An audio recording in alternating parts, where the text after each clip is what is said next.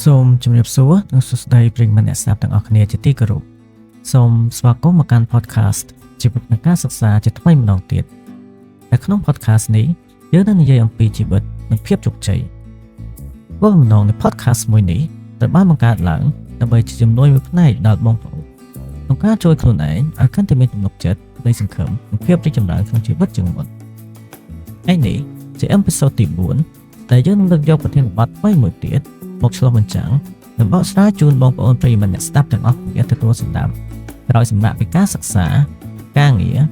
និងការប្រកបរបររកស៊ីប្រចាំថ្ងៃផ្សេងៗផងដែរប្រធានបទក្នុងថ្ងៃនេះមានចំណងជើងថាអំណាចឬឥទ្ធិពលនៃការឆ្លុះបញ្ចាំងមកលើខ្លួនឯងឬការរៀនពីរឿងរ៉ាវតខ្លួនដែលនៅក្នុងភាសាអង់គ្លេសគេហៅថា The Power of Self Reflection តើអ្នកធ្លាប់គិតពីមូលហេតុដែលអ្នកបរាជ័យដែរឬទេតើអ្នកធ្លាប់សួរខ្លួនឯងថាហេតុអ្វីបានជាខ្ញុំបរាជ័យក្នុងរឿងមួយនេះឬហេតុអ្វីបានជាខ្ញុំមិនអាចធ្វើកិច្ចការមួយនេះបានសម្រេចដូចអ្នកដទៃការត្រួតពិនិត្យឬការឆ្លុះបញ្ចាំងពីទង្វើខ្លួនឯងគឺជាគន្លងដ៏សំខាន់មួយសម្រាប់ការកែលម្អនិងការរីកចម្រើនវាជួយឲ្យយើងយល់ពីកំហុសបង្កើតគំនិតថ្មីនិងកំណត់ទិសដៅជាថ្មីសម្រាប់ជីវិតក្នុងពេលខាងមុខនៅទីនេះខ្ញុំចង់និយាយអំពីរឿងរបស់សិស្សម្នាក់ឈ្មោះចត្រាដែលគាត់កំពុងរស់នៅក្នុងខេត្តសៀមរាបចត្រាធ្លាប់បរាជ័យក្នុងការប្រឡងថ្នាក់ទី12ចត្រាធ្លាប់បរាជ័យក្នុងការប្រឡងថ្នាក់ទី12គាត់មានអារម្មណ៍ថាខ្លួនខ្សោយនិងមិនសមនឹងបន្តការសិក្សាទៅមហាវិទ្យាល័យបាននោះទេប៉ុន្តែគាត់បានសម្រេចចិត្តសរសេរកំណត់ចំណាំក្នុងសៀវភៅកំណត់ហេតុរបស់គាត់ជារៀងរាល់ថ្ងៃគាត់សួរខ្លួនឯងថាតើខ្ញុំរៀនយ៉ាងដូចម្តេចរាល់ថ្ងៃនេះតើខ្ញុំចំណាយពេលលើអ្វីខ្លះតើខ្ញុំមានចំណង់ចំណូលចិត្តក្នុងវិស័យណាមួយពិតប្រាកដការឆ្លុះបញ្ចាំងពីខ្លួនឯងនេះបានជួយឲ្យគាត់កំណត់គោលដៅថ្មី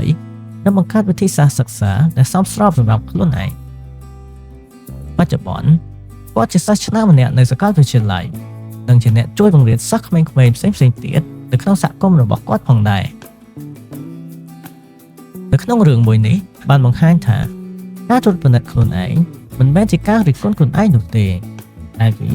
ជាអំណាចសម្រាប់ការរៀនពីអតីតកាលរៀនពីកំហុសនិងការបង្កើតអនាគតថ្មីមួយដ៏ល្អប្រសើរសម្រាប់ខ្លួនឯង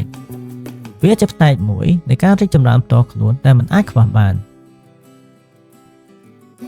ជាបន្តទៀតនេះខ្ញុំសូមលើកយកឧទាហរណ៍មួយទៀតដែលនឹងនិយាយពីលោក Ray Dalio ដែលគាត់គឺជាអ្នកវិនិយោគដ៏ល្បីល្បាញម្នាក់គាត់បានបរាជ័យយ៉ាងធ្ងន់ធ្ងរនៅក្នុងអាជីវកម្មរបស់ខ្លួនប៉ុន្តែគាត់បានសរសេរចំណាំជារៀងរាល់ថ្ងៃដើម្បីត្រួតពិនិត្យសកម្មភាពនិងការសម្រេចចិត្តរបស់គាត់បានបង្កើតសៀវភៅមួយក្បាលដែលមានចំណងជើងថា The Principles ដែលបង្ហាញអំពីអំណាចនៃការត្រួតពិនិត្យនិងការរៀនពីរឿងរ៉ាវផ្ទាល់ខ្លួននេះឯងគាត់បានបង្កើតជារូបមន្តមួយថាភាពរីកចម្រើនវាកើតចេញពីភាពឈឺចាប់រួមផ្សំជាមួយនឹងការឆ្លុះបញ្ចាំងអំពីខ្លួនឯង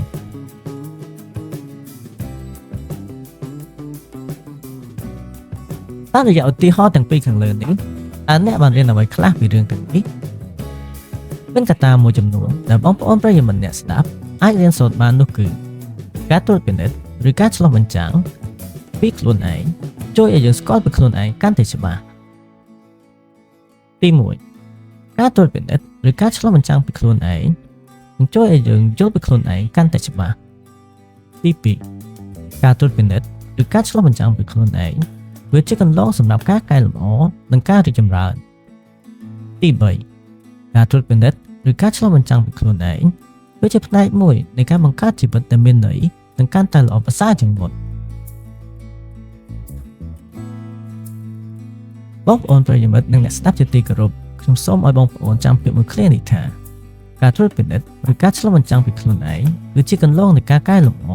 និងជាអំណាចសម្រាប់ភាពរីកចម្រើនភាពល្អប្រសើរក្នុងជីវិតនៅថ្ងៃនេះខ្ញុំមានសំណួរខ្លះសម្រាប់អ្នកទាំងអស់គ្នាក្នុងការពិចារណាតើអ្នកបានសរសេរកំណត់ចំណាំចូលក្នុងកូនសៀវភៅរបស់អ្នកបន្ទាប់ពីការបរាជ័យឬធ្វើកិច្ចការអ្វីមួយមិនបានសម្រេចដែរឬទេតើអ្នកធ្ ក្លាប់សួរខ្លួនឯងទីថាតើខ្ញុំបានធ្វើអ្វីខុសខ្លះពីមុនហើយថាតើខ្ញុំគួរធ្វើបែបណាបន្តទៀតដើម្បីភាពរីកចម្រើននិងអនាគតកាន់តែល្អប្រសើរក្នុងជីវិតរបស់ខ្លួនចូលចែករំលែកបទពិសោធន៍របស់អ្នកនៅក្នុងមតិយោបល់ខាងក្រោមឬជាមួយមិត្តភ័ក្តិរបស់អ្នកដោយផ្ទាល់ចូលចងចាំថាការចែករំលែកដ៏តូចមួយរបស់អ្នកក្នុងថ្ងៃនេះអាចជួយមនុស្សម្នាក់ឲ្យមានកម្លាំងចិត្តកាន់តែប្រសើរជាងមុនឈានដល់ទីបញ្ចប់ខ្ញុំសូមអរគុណប្រិយមិត្តទាំងអស់គ្នាសម្រាប់ការស្ដាប់ podcast ជីវិតនិងការសិក្សានៅពេលនេះខ្ញុំសូមជូនពរអ្នកទាំងអស់គ្នាឲ្យកាន់តែរីកចម្រើននិងជោគជ័យទីចុងក្រោយសូមបងប្អូនចងចាំពាក្យមួយឃ្លាថាគ្រប់រឿងរ៉ាវដែលអ្នកបានឆ្លងកាត់ក្នុងជីវិតគឺជាគ្រូបង្រៀនរបស់អ្នកចូលចងចាំឆ្លុះបញ្ចាំងនិងរៀនពីវាដោយយកចិត្តទុកដាក់បំផុតឲ្យបន្តដំណើរនៃការរីកចម្រើនក្នុងជីវិតរបស់អ្នកជួបគ្នាថ្ងៃក្រោយក្នុងអេពីសូតទី5ដែលជាប្រធានបទល្អនិងថ្មីៗជាបន្តទៀតសូមឲ្យអ្នកទាំងអស់គ្នាមានកម្លាំងចិត្តនិងជំនឿលើខ្លួនឯងជានិច្ចសូមអរគុណ